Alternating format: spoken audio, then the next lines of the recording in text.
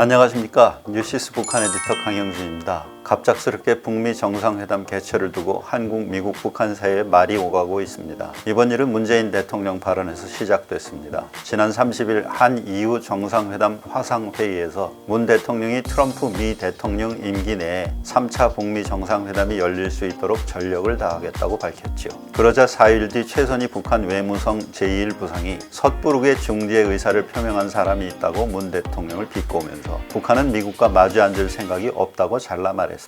다음 날에는 권정근 외무성 미국 국장이 비아냥거리는 어투로 한국은 끼어들지 말라고 다시 퉁박을 줬죠. 엊그제 한국에 온 비건 미 국무부 부장관은 최선희가 대결적 사고방식에 젖어 있다면서 미국이 먼저 회담을 제안한 적이 없다고 반격했습니다. 그렇지만 그 시각에 트럼프는 정상회담을 열고 싶다고 말했습니다. 그러자 김여정이 오늘 북미 정상회담 재개 문턱을 한껏 높이면서도 회담 재개 여지를 강하게 남기는 담화문을 발표했습니다. 이쯤 되면 조만간 북미 정상회담이 다시 열릴 수도 있을 것으로 예상해도 큰 무리는 없어 보입니다. 재미있는 것은 회담 이야기를 문 대통령이 제일 먼저 꺼냈다는 점입니다. 지난달 6.15 공동선언 20주년 기념연설에서 북한의 관계 개선을 강조하고 특사 파견을 제의했지만 북한은 다음날 개성 연락사무소를 폭파했고 또 다음날엔 김여정한테 상소리를 들었습니다. 그런 봉변을 당한 지 2주밖에 안 됐는데 문 대통령이 중재자 역할을 새삼 자임하고 나선 겁니다. 문 대통령이 굳이 나선 이유가 있을 겁니다. 일부에선 대통령이 북미 간에 뭔가 움직임이 있다는 것을 눈치채고 선수를 쳤을 거라고 깎아내립니다. 그렇지만 트럼프 대통령은 최선희가 정상회담을 거부한 뒤에도 정상회담을 하고 싶다고 했습니다. 혹시 대선을 앞두고 재선이 어려워진 트럼프가 문 대통령한테 분위기 좀 잡아달라고 요청하진 않았을까요? 북미 정상회담에 대한 스포일러는 이 정도로 끝내겠습니다. 오늘은 북한의 치맛바람에 대해 말씀드려 보겠습니다. 지난달 개성 연락사무소를 폭파하는 과정을 주도한 김여정의 모습을 보면서 생각했던 주제입니다.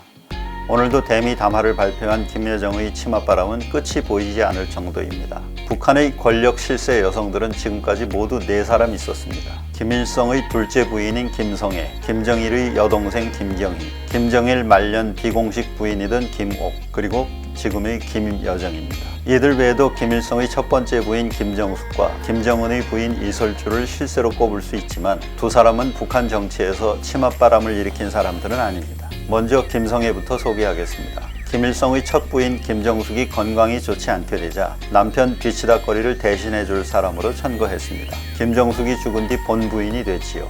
김경진, 김평일, 김영일 등 자식을 셋 낳았습니다. 1970년대 초 김일성이 김성애의 말이 내 말이라고 하면서 김성애는 치맛바람을 한껏 일으켰습니다. 친아들 김평일을 후계자로 세우려 했다는 설도 있었습니다. 그렇지만 1972년 후계자가 된 김정일이 강력한 반격에 밀려 찬밥 심세가 되고 말았습니다. 숙청되진 않았지만 자식들은 모두 해외로 쫓겨나고 본인은 사실상 연금 상태로 살다가 몇 년 전 사망한 것으로 알려져 있습니다. 김일성에게 김성애가 있었다면 김정일에게는 김옥이 있었습니다. 김정은의 생모인 고영희가 죽기 전부터 김정일 수발을 든 사람입니다. 2011년 김정일이 중국을 방문했을 때 동행한 것으로 널리 알려져 있습니다. 그렇지만 김정일이 죽은 뒤 얼마 안 돼 숙청됐습니다. 장성택이 처형된 뒤 잔재 세력을 숙청하는 과정에서 김옥의 아버지, 남동생, 여동생 모두 정치범 수용소로 끌려갔다고 합니다. 본인은 숙청을 면했지만 연금 상태에 있는 것으로 알려져 있습니다. 이처럼 김성애나 김옥의 운명은 김일성, 김정일이 죽으면서 추락했습니다. 그건 이들이 이른바 격가지이기 때문입니다. 즉 백두혈통이 아니란 겁니다. 북한에서 진짜 치맛바람은 백두혈통의 여인들이 일으켰습니다. 우선 지금도 백두혈통의 연장자로서 강력한 권위를 과시하는 김경희를 살펴보겠습니다. 김경희는 성격이 고집스럽고 까칠하지만 보스 기질이 있는 것으로 알려져 있습니다. 김경희는 결혼을 반대하는 김일성을 꺾고 1972년 장성택과 결혼한 일화가 유명합니다. 모스크바에 유학했던 김경희는 당 국제부 부부장, 경공업부장, 경제정책검열부장, 다시 경공업부장 등 중요 직책을 두루 맡았습니다. 경공업부장일 때 부부장으로 일하면서 까다로운 김경희를 잘 보필했던 박봉주가 내각 총리에 올랐다가 지금은 북한 권력 서열 3위의 정치국 상무위원입니다. 김경희의 사람이라는 점 때문에 80이 넘게까지 승승장구하고 있는 겁니다. 김경희는 김정일의 건강이 나빠진 뒤부터 김정은에게 권력이 승계되는 걸 보장하는 후견인 역할도 했습니다. 김경희 혼자서 다 했을 리는 없겠지요. 그렇지만 백두혈통의 최연장자로서 카리스마를 가지고 누구도 김정은을 업신여기지 못하도록 하는 역할은 충실히 했을 겁니다. 김정일은 2008년 처음 중풍을 맞은 것으로 알려져 있습니다. 언제든 갑작스럽게 사망할 수 있는 상황이 된 겁니다. 그러자 한동안 두문불출하던 김경희가 다시 등장합니다. 2009년 김정일이 현지 지도에 동행한 것을 시작으로 김정일이 죽은 2011년 12월까지 모두 39번이나 동행했다고 공식 발표됐습니다.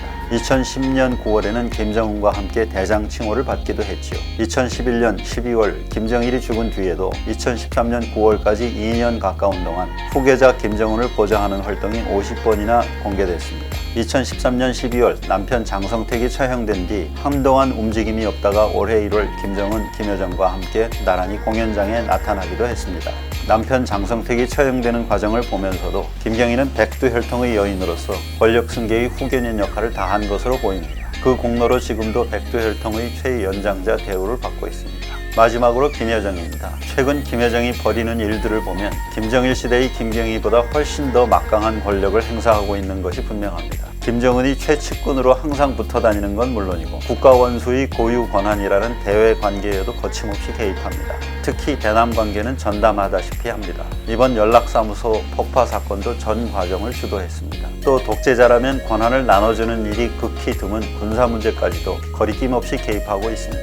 예컨대 지난달 13일 발표한 담화문에서 다음 대적 행동의 행사권을 총참모부에 넘기겠다고 밝혔습니다. 총참모부대로 대남 군사 행동에 나서라고 지시한 셈입니다. 지금 북한에는 그런 김여정에게 안 된다고 말할 수 있는 사람이 김정은 뿐인 것 같습니다. 총참모부가 지난달 16일 대남 군사 행동 방안을 수립해 당 중앙군사위원회의 승인을 받겠다고 밝힌 일이 좋은 사례입니다. 김여정의 지시를 받았지만 김정은이 승인이 없이 대남 군사 행동을 했다가 책임지게 되는 걸 총참모부가 꺼려한 모습이 잘 드러납니다. 그러자 김정은이 나서서 보류하라고 지시함으로써 군대가 대남 행동에 나서는 걸 막았고 김여정이 일으킨 대남 소동은 일단락됩니다.